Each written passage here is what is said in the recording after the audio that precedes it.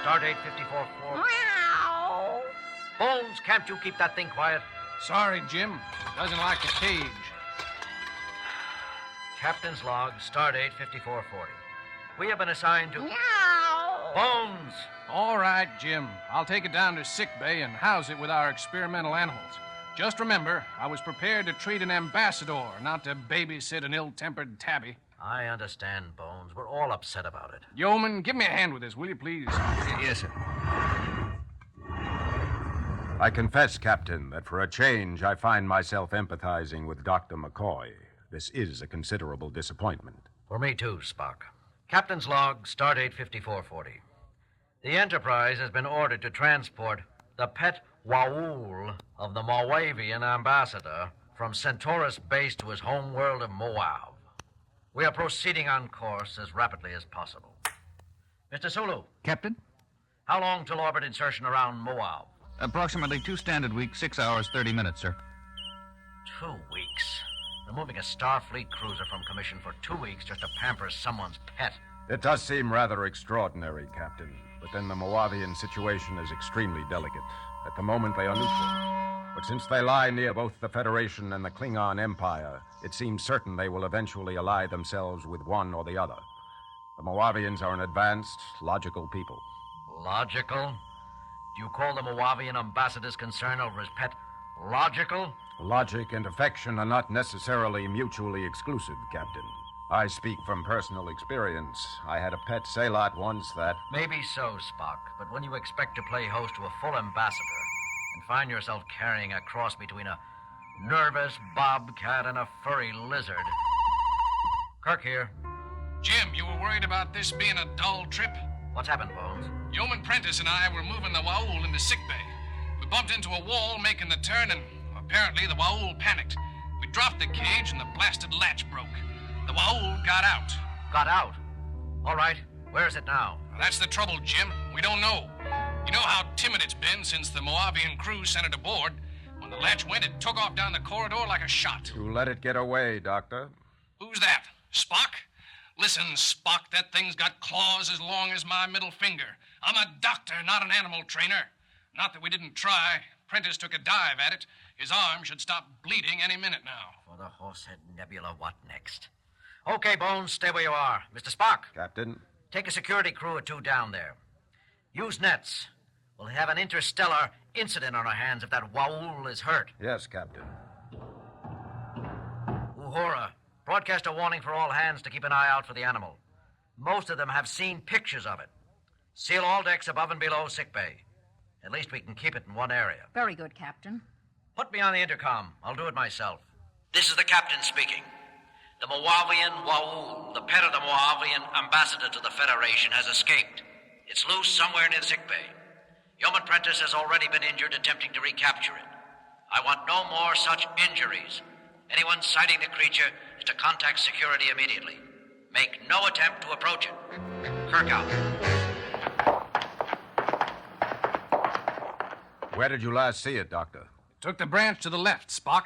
I don't think it went too far. It's probably cowering in a dark corner somewhere nearby, waiting for kindly old Spock to pick it up. Oh, Mr. Spock. Yes, Yeoman? See this arm? If you're going to pick it up, do it carefully. I'll meow. Remember that, Yeoman. Spock? Did I just hear you yowl? Yowl? Dr. McCoy, meow. Sure, I don't know what you're talking about. There. You did it again. Really, Doctor, I hardly think this is the time for levity.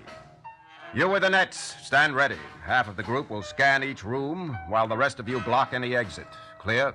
Aye, All right, sir. Yes, sir. Okay. Prentice, did you hear it too? Hear what? Is that so? You better pay more attention, Yeoman, or you'll never rise above. Good Hippocrates. Did I just growl at you, Prentice? Holy reaction. Me too. Captain, What is it, Lieutenant? I'm getting some very strange reports from sickbay level. In what way strange? Well, sir, there are several reports of fights breaking out among the crew. Fighting? Yes, sir, but that's not what's so peculiar. The voices of those reporting in, they tend to be I thought it might be static, but not on every channel. Tend to sound like snarling, sir. Easy, Lieutenant. Those kinds of reports can upset anyone. It's true, sir. They sound almost cat-like. Wait a second. Here's another one. Put it on the bridge speakers, Lieutenant. This is Security Officer Gibson reporting. Captain, I need help down here. Discipline is breaking down throughout this level. I think... Get away from me!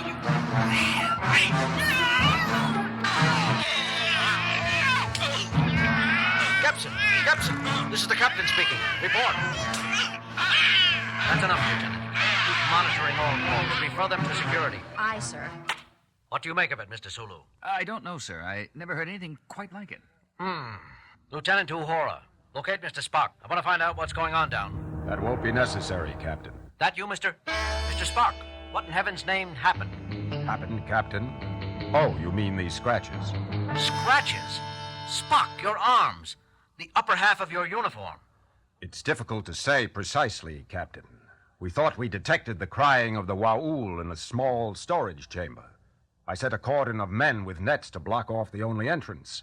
We started to go in after it when... Yes, Spock? I'm not sure. I experienced a sudden desire to run, to hide. It was fear, but not in the logical sense. It was entirely instinctive and irrational. I found myself striking out around me, desperately. The others were doing the same. I saw everything through a red haze. Something was telling me I had to get away, get away, get out. Spock! Are you all right? I'm okay now, Captain. The influence seems to grow weaker as you move away from it. What influence? That, Captain, is exactly what I'd like to know. Captain, I told you to hold any further reports of conflict, Lieutenant. This isn't a combat report, sir. It's Dr. McCoy.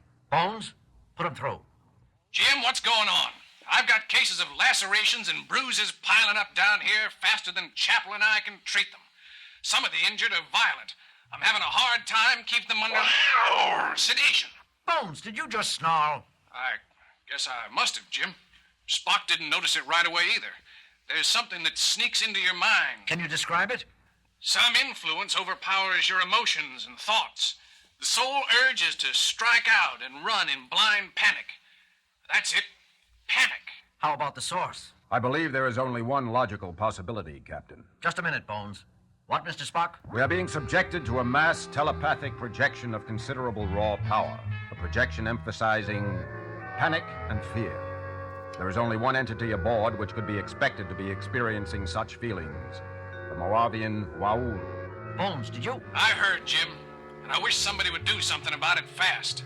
The thing's strength seems to be increasing. Our latest cases are requiring heavier and heavier sedation. Do the best you can, Bones. I'll get back to you. Suggestions, Mr. Spock? We have little information on Moauv and less on this creature. I recommend contacting the Moauv's owner for instructions. The ambassador? Spock, you know I can't do that. Moauv is a diplomatic flashpoint. If we get in touch with them and confess we can't even handle a single pet, what are they going to think of our capabilities? More than they will if we never arrive. What do you mean, Spock? I can feel it again, Captain. The influence. Dr. McCoy is right, as far as he goes. As the violence around it increases, the Moauv becomes more frightened. The more frightened it becomes, the stronger its defensive projection grows. We could lose control of the Enterprise. You really think it could go that far, Spock? You see, Captain, soon even coherent speech will become impossible. Lieutenant Uhura, contact Moauv. Get us through to the ambassador to the Federation. Do it yourself, Captain. Uhura! I'm sorry, sir. Something just... Forget it. I have contact, sir. Put him on the screen.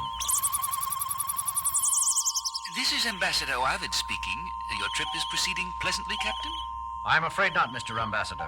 We have a bit of a problem. Your pet was accidentally set loose on board a little while ago. He was? Escaped? Captain, I'm shocked. Not as shocked as I am at you, Mr. Ambassador. Do you know that it's against Federation law to transport an animal which can endanger the lives of a crew without suitable pre-notification? Why, Captain Kirk, Eos is no danger if he is kept in his cage and properly treated. You didn't plan all this then? Plan, Captain? I don't know what you mean. It would be an excellent way of testing our mental strength. Captain Kirk, I resent your insinuations. I shall file a formal protest with your government. Excellent. It'll go well with my report. Come now, Captain. Such unpleasantness isn't like you. Are you by chance feeling out of sorts? As if you didn't know. How do we go about recapturing your Moauv? That does present a problem, doesn't it? The more frightened Iwas becomes, the harder it will be to approach him while retaining one's own thoughts. How long has he been free? Spock? About 40 minutes, Captain, I should guess. 2/3 of a ship hour, Mr. Ambassador. A long time. How about telling us how to shorten it? But that's just it, Captain Kirk. You see, we don't know how to recapture a terrified Moauv either. The only thing I can suggest is to get within, let's see, 300 of your meters of him and shoot him full of PAC-M or LQ tranquilizer. A Moavian drug, Captain. I doubt we have any aboard. Even if we did, we can't shoot around 300 meters of corners. I am sorry for you then, Captain. You must let me know if you come up with a solution. And now you must excuse me. I have an important appointment with the Minister for Foreign Affairs. Wait a minute, you can't just... Transmission terminated, sir. I'm attempting to reestablish, but they don't acknowledge. Keep trying. Mr. Spock? I see no choice but to make another attempt with the nets. All right. Good luck. Who needs it? Sorry, Captain. The influence. I know, Mr. Spock. I can feel it myself now. Lieutenant, any luck? No, sir. I will continue to... Never mind. Get me sickbay. Sick bay. Dr. McCoy here. Bones, the Moavian ambassador said a couple of strains, M or LQ, of a tranquilizer called PAC would put the Moauv under. PAC? Never heard of it. We've had practically no exchange of information yet with Moavian medical personnel, let alone veterinarians. Check the medical computer anyhow. Maybe there's a hypothesized Federation analog. I'll try, Jim, but we're pretty busy down here. I need that drug, Bones. I'll see what I can dig up. Sick bay out. Mr. Sulu, take the helm. I'm going with Mr. Spock. Yes, sir. Uhura, if you or Sulu find yourselves going under the influence of this thing, put out an automatic mayday describing our situation. Yes, sir. Yes, sir. This the corridor? Spock? Yes, Captain. You can fight it a little, but it digs at you, pounds away like a hammer. Like a hammer? Spock, I just had an urge to take a swing at you. I am experiencing similar leanings towards belligerent action, Captain. We should be nearing the Moauv's last known hiding place. It's growing stronger, Mr. Spock. I can't. It's just sitting there, Spock. Yes, Captain. It's truly frightening. Just another few meters, Captain, and we can get the net on it. Get it on yourself, Spock. Captain, I must get away.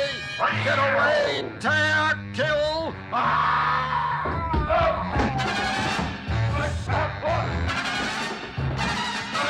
Captain, Mr. Spock, what's going on here? Telepathic screen. I heard. It's the animal there, isn't it? The Moauv. Here, kitty, kitty, kitty. Nice, kitty, kitty. Lieutenant Morris, be careful. Dangerous. Nonsense. Nice, kitty. Armalurvo.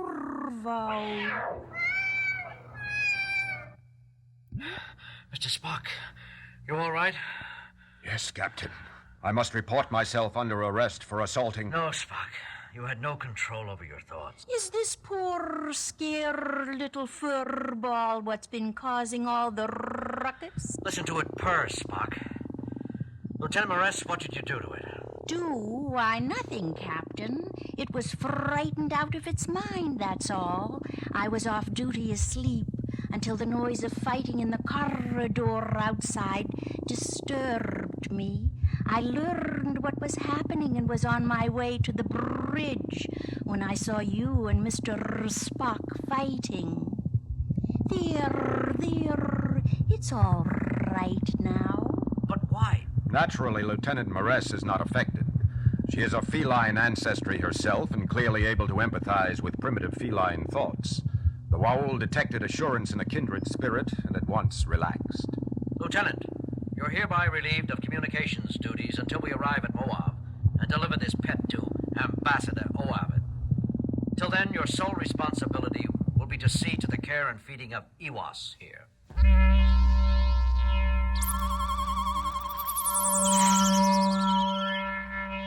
Captain, have you managed to... Iwas is safe and content, Mr. Ambassador. Lieutenant Moress, one of our communications officers, is a Cation. She was able to calm it instantly. Excellent news, Captain. Having a crew comprised of many races is a definite advantage. It speaks well of your Federation. I am looking forward to meeting you on your arrival.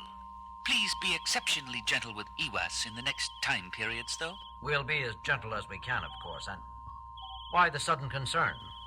You mean you didn't know, Captain? An oversight on the part of the crew which delivered her to you. Her? I thought you said him. An oversight on my part. Iwas is pregnant. She'll have kittens in a few days, I suspect. You can expect to have between 6 and 10 additional little Waus before you arrive here at Moauv. Carry on, Captain. Mr. Spock, inform Lieutenant Moress she's about to become a mother. Inform Dr. McCoy also. And tell him to be careful during delivery. We wouldn't want either mother or children to get frightened, would we? No, Captain.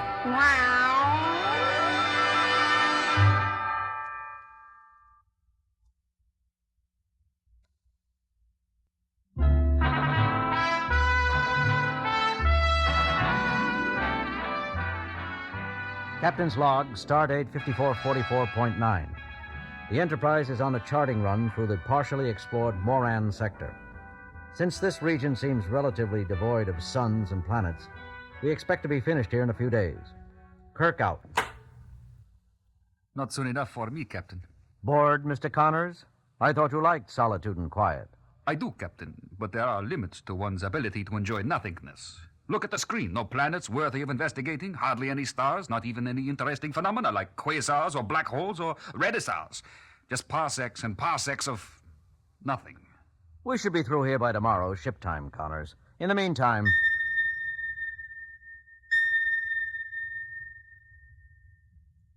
Lieutenant Uhura, Yes, Captain? aren't you going to acknowledge? Acknowledge what, Captain? Wasn't that an incoming communication? No, sir. I thought it came from the navigation console. Mr. Sulu.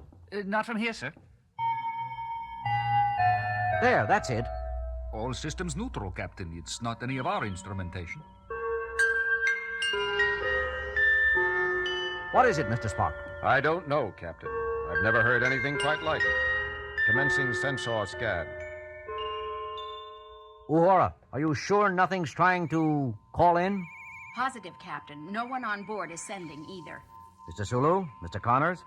All clear, Captain. No sign of any auditory malfunction. All instruments functioning normally. Connors, are you sure there's no ship out there? Certain, Captain. If there is, it doesn't register on our screens.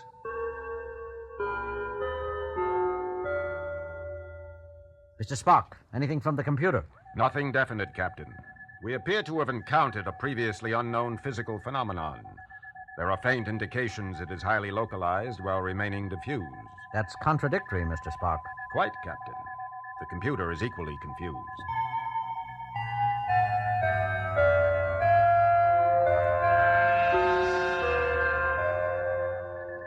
There's one more possibility. All hands, this is the captain speaking. I'm aware that this assignment has been less than exciting thus far. This is no excuse for interfering with ship's communications. Whoever is generating semi-musical noises on the bridge will please cease such activities immediately. I guess that... I don't think this is the product of someone's peculiar sense of humor, Captain. This doesn't sound like any kind of music I've ever encountered. I have to agree, Spock. But if the source isn't outside the ship and it isn't inside, then where is it coming from? An excellent question, Captain. Captain's log supplementary. The mysterious music has been with us for 3 days now and gives indications of increasing rather than abating. Every effort to locate some source for the sounds has proven futile. We are no closer to an explanation now than we were days ago. I feel it incumbent on me to point out that if this keeps up, crew efficiency is bound to suffer. I'm aware of the problem, Mr. Spock. There doesn't seem to be any way to shut out the sound except by plugging one's ears. It's still hard to sleep, and we can't have everyone walking around with earplugs. I can't run this ship by sign language. Speaking of earplugs, Spock. Please, Doctor, for once try to be serious. Besides, I believe I have isolated the cause of the sound. If it's a natural phenomenon, it behaves in the most unexpected fashion, rising in certain sections of the ship while falling in others, as if it were moving bodily about. Oh, come on, Spock. There are definite modulations in the noise which suggest other than random origin. Some possess almost vocal undertones. I am left with only one hypothesis, that we are being visited by a being of pure sound. Pure sound, pure hogwash. The most ridiculous part of it is, I think you're right, Spock. I only wish there was some way we could tell it to shut up. It's driving me crazy, and it keeps getting louder. Do you think it's aware of us as intelligences, Bones? I don't know, Jim. It's an incredible theory, but as Spock says, nothing else seems to fit. I've already had some cases of people who can't get to sleep even with strong earplugs. I've got a solution to that, at least for the worst cases. What's that? Nurse Chapel is monitoring the shuttle. The influence of this noise doesn't extend beyond the ship. Once outside, people can sleep in peace again. But the shuttle will only hold so many, even in relays. We've got to find a way to turn it off. I might add, Captain, that we have no way of estimating the volume this creature can produce. It could conceivably drive everyone on board permanently deaf, if not stopped.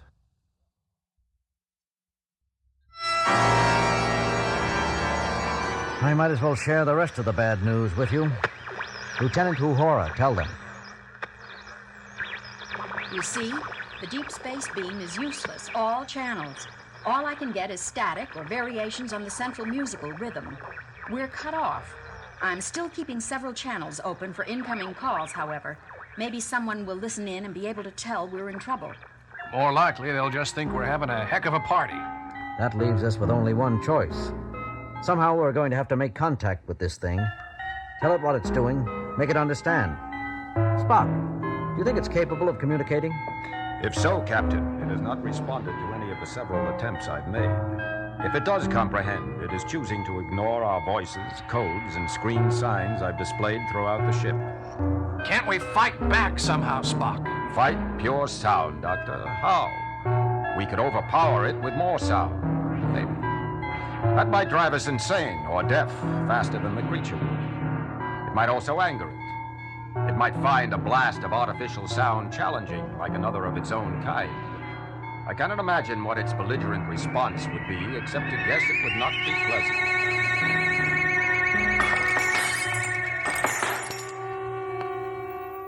Everyone okay? That one hurt. All right here, Captain, but half the transparent facings on my instruments are gone. Damage reports coming in, Captain, from all over the ship.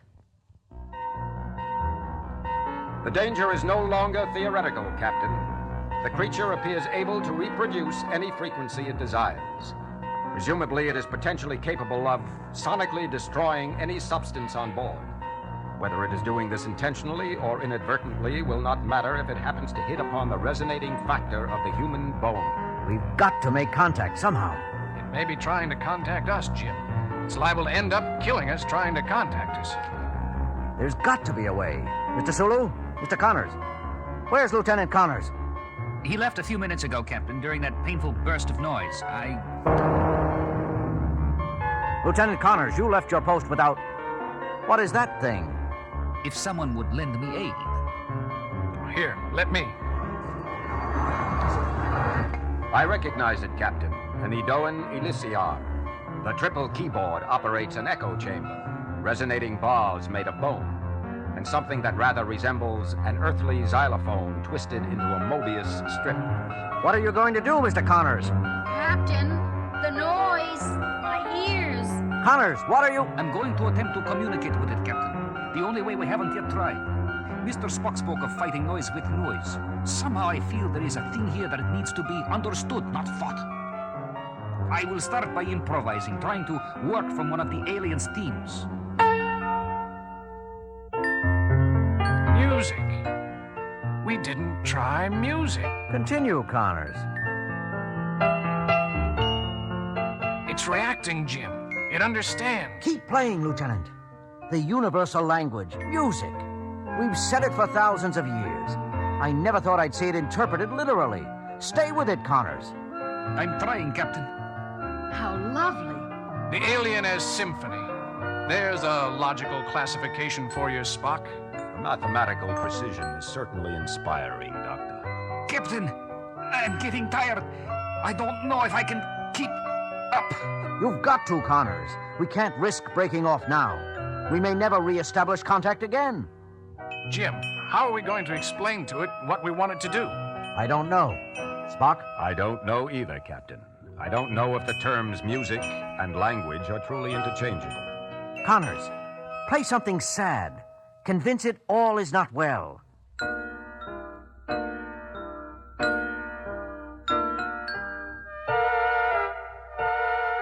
It may be working, Captain, if it only joins logic to its sounds. Emotion, you mean?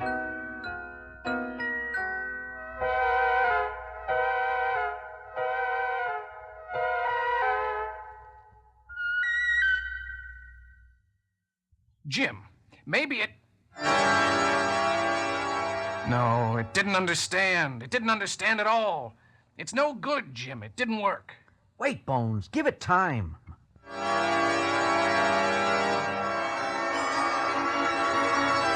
Connors!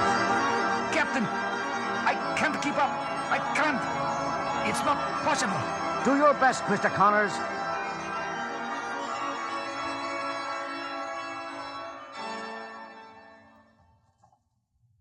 It's gone.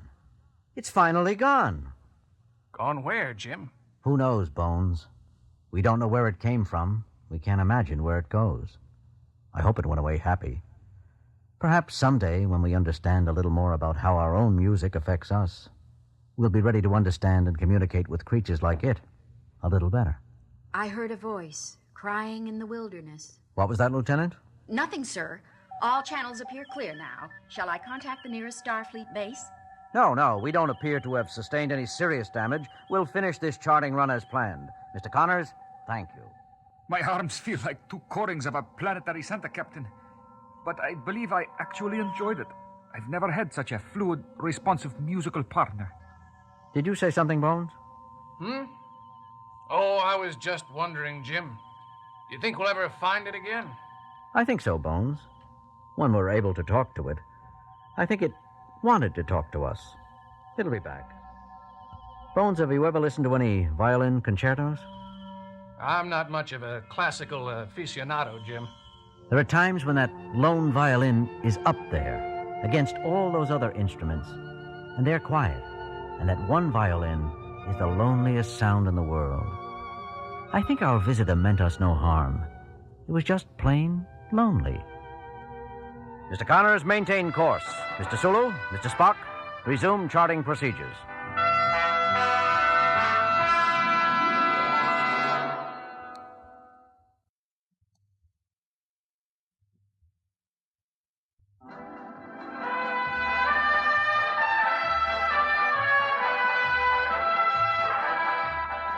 Captain's log, stardate 5442.8.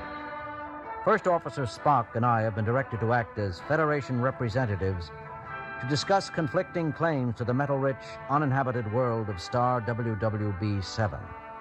We are proceeding on course to the neutral world of Pomflens to meet with Ambassador Koft of the Klingon Empire and Envoy Vendies of the Romulan Sphere. Enjoy yourself, Captain. I understand Pomflens is a very appealing world.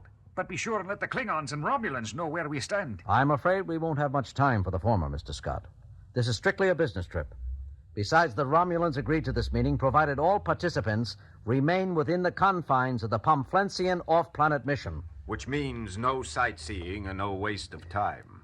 I might have known you'd look at it like that, Mr. Spock. Mr. Scott, I did not know you exhibited tendencies towards telepathy. Haggis. Mr. Kyle, Yes, Chief. prepare for beam down.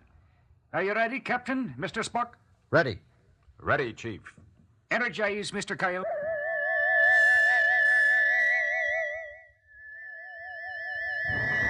Hello. What? And greetings. I'm Captain Kirk of the USS Enterprise, and this is Mr. Spock, my first officer. How farest thou, Captain? Call me Amelod of the Bureau. I represent the government of Pomflens. Ambassador Croft and Envoy Vendies await you in the conference bubble. I have been directed to escort you there. You are several minutes late. The Klingon Imperial Representative Croft has displayed much temper. Sounds like coughed, all right. The other Federation representative is already here, too. Other representative? Amelord, we know nothing of another Federation representative to this convocation. Dearest me, his credentials appeared quite in order. What's his name? Spratt, I believe. Jack Spratt. Odd name. All Terran names are odd. What is oddest is that we were not told that Starfleet was sending a third observer to the conference. Peculiar indeed, Mr. Spock. We're here. Gentle sirs? And I tell you, Vendies, this is merely another of the slimy, unmentionable subterfuges that the Federation employs to... Captain Kirk, Mr. Spock. So delightful to see you again. The feelings are mutual, Croft. Yes. Well, allow me to introduce First Officer Cattell of the Imperial Battle Cruiser Avenger. Mr. Spock? Officer Cattell. Morning, Vendors. I almost didn't recognize you. I am not offended, Captain Kirk. It is our claim to the world known presently only as WWB-7 that I wish you and your government to recognize. My assistant, Subaltern Wuonks. Yes. Now that we all know each other. As I was saying, just before you joined us, Captain Kirk, the Empire appreciates the speed with which you have acted to rectify this deplorable, unnecessary little spat. Hopefully, everything can be resolved to everyone's satisfaction with as much speed as possible. Well put, colleague. To that end, I presume to open formal negotiations with a traditional toast. An exceptional local vintage, I'm told. I took the liberty of determining in advance that it would be both tasteful and palatable to all of us. To the successful apportionment of rights. To a rapid resolution. To truth. Spock, you enjoyed it. I didn't think you cared for alcoholic beverages. Protocol, Captain, required it. Now, to business, gentlemen. I'm sure that you Vendies and you, Kirk, immediately see that... A moment, Mr. Ambassador. Really, Spock, considering Koff's temper, do you think it wise to interrupt him already? I call your attention to the back of the room, Captain. What are you two muttering about? The back. Oh, I see, Spock. You there. Come out where we can see you. Oh, me? You're the only other person in this chamber. Are you supposed to be a representative from Starfleet? My name's Spratt. Actually, I'm more of a neutral observer. Kirk, what's the meaning of this? That's what I'm trying to find out, Mr. Envoy. Neutral observer, For whom? Captain, never mind. The Pomflensians apparently accepted him. Let's get on with this. That face. What are you mumbling, Spock? Nothing, Captain, nothing. Oh, all right. Look, Mr. Spratt, I don't know who you are or what you're doing here. But if you took advantage of the Pomflensians... A notoriously backward people. Polite. That's what I said, wasn't it? That face. Captain, I know I've seen that face somewhere before. Let him stay. He can do no harm. I, too, wish to proceed to a speedy conclusion of the conference. That's right. Go right ahead, gentlemen. I'm just here to observe. Well, if you and Koft are both willing... As I was saying, gentlemen... That face. It is well known that the Imperial Klingon claim to WWB-7 is totally without foundation, based wholly on rumor, and a highly unlikely landing by a drunken scout pilot. It has no real legitimacy whatsoever. Captain, request permission to return to ship. I require a full medical checkup. My hearing appears to be going... No, Spock. I heard it too. Mr. Ambassador, did you just say what I think you just said? I merely said we have no solid claim to the world in question. We don't. I mean... Excuse me, gentlemen, I don't feel very well. Vendies, perhaps you'd better go ahead. If you wish. It doesn't matter anyway, since Romula has absolutely no proof that the wandering prospector who put in our claim to WWB-7 actually made planetfall. In fact, he probably made the whole story up on orders from Great mother of the egg, what am I saying? There's something very peculiar happening here, Captain. It may be to our advantage, however. This might be a good time to state the Federation's position. Since there seems to be some confusion on the part of both the Empire and the Romulan hegemony, let me say that the Federation's claim is valid under subsection 6 of the Treaty of Moauv. Of course, everyone knows that the treaty is of dubious legitimacy and... Most peculiar. Ambassador Koft, Envoy Vendiz, if you two bloodsuckers are agreed, You're overwrought, Kirk. However, under the circumstances, I don't excuse you. I mean... Why don't you both return to your ships for a little rest and shoot yourselves? Exalted One, permit me to say that's not a very diplomatic statement to make, especially for an idiot like yourself. What did you say, Subaltern? Why, nothing, Exalted One. I only called you what you are, an idiot. I like to place myself not under arrest. Noble sirs, control yourselves. Though I know it's hard for members of backward species to... That face! Stop that man! Stop him! Let me go. I haven't done anything. Mr. Spock, have you gone mad? Mad indeed, Captain. Have we all? I don't know what you two are up to, but statements have been made in this room which could be regarded as an act of war. That's because you're so full of hot air that... Captain, before further damage is done to the conference, I suggest everyone keep quiet. Everyone except this person. I didn't recognize him until he tried to slip out. Why don't you relax, Mr. Quince, and tell us how you've managed to sabotage this gathering? Sabotage? I have no idea what you're talking about, Mr. Spock. Be assured I will report this to... What did you call me? My name is Spratt. Quince. Coriolanus Quince. I've heard that name before. Somewhere. What does this mean, Captain Kirk? Who is this person? Coriolanus Quince. Mr. Spock, the same Coriolanus Quince who promised to double the grain output of Demosthenes IV and ended up turning the entire crop into gas-producing weeds that made everyone who got near them giggle uncontrollably? The same Coriolanus Quince who planned to quadruple the water supply of the desert world of Quatar and ended up changing the entire existing supply into Jell-O? The same Coriolanus Quince who... The same, Captain, the same. Captain Kirk, would you please explain what's going on here? I know how lazy and incompetent you are, but that is...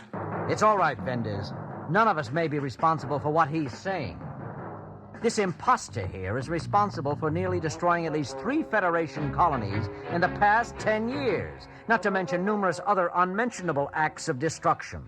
I have simply tried to exercise my talents, to make the galaxy safe for the quiet, the peace-loving, the meek. Especially for Coriolanus Quince. Kirk, please. Mr. Quince is a well-known, notoriously known, one might say, inventor of undeniable genius and distorted motives. Or rather, undeniable motives and distorted genius. His intentions are good. His results usually devastating. Oh, well, a little bug here, a little bug there. I've had some bad luck, I'm afraid. Bad luck? Do you call turning the entire water supply of a world into pig gelatin bad luck?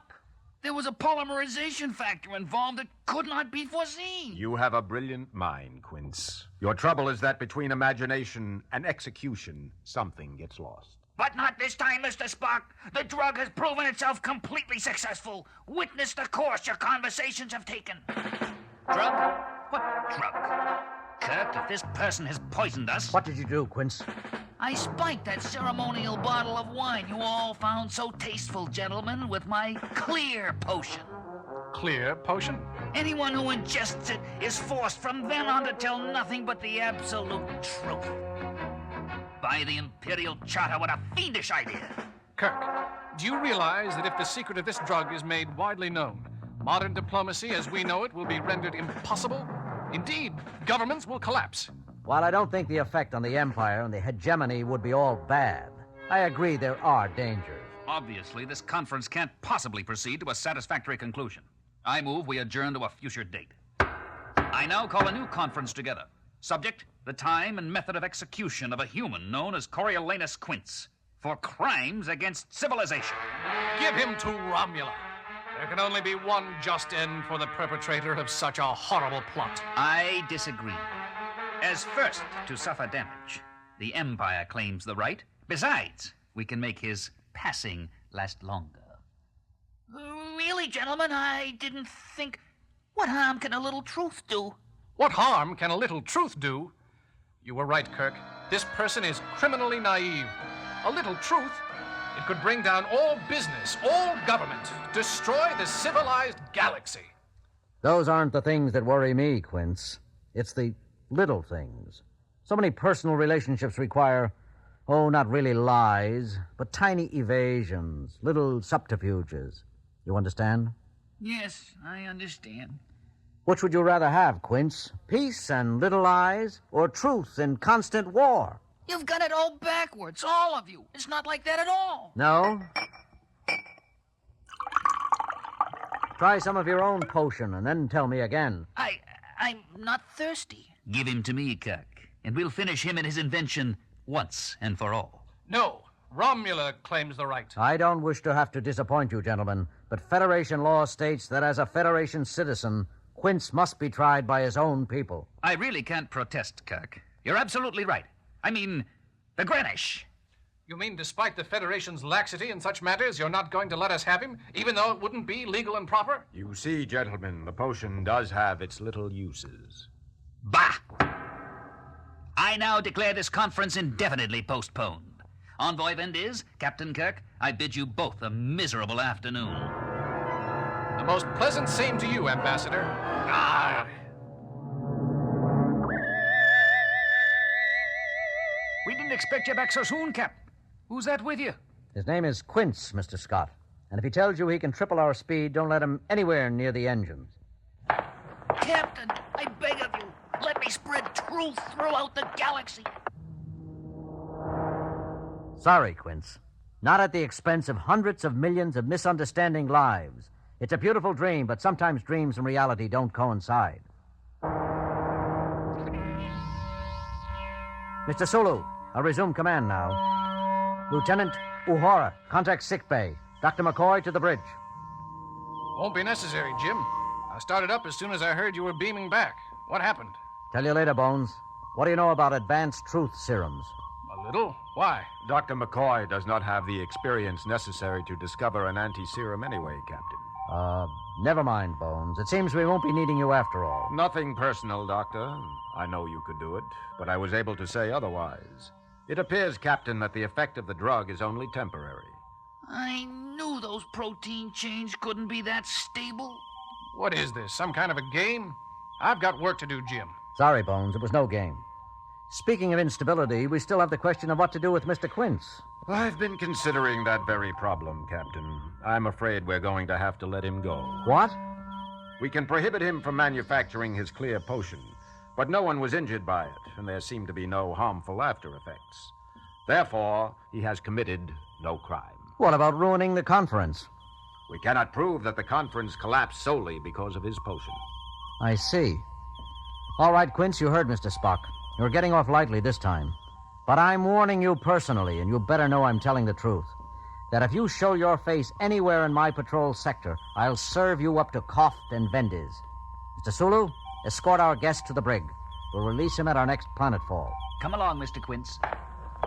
You'll hear from me again, Captain. I'll be back. The galaxy hasn't heard the last of Coriolanus Quince. I'm going to save it in spite of itself. I'm going to... What do you think, Mr. Spock? Have we seen the last of that pest? No, Captain. I'm very much afraid that he was telling the truth.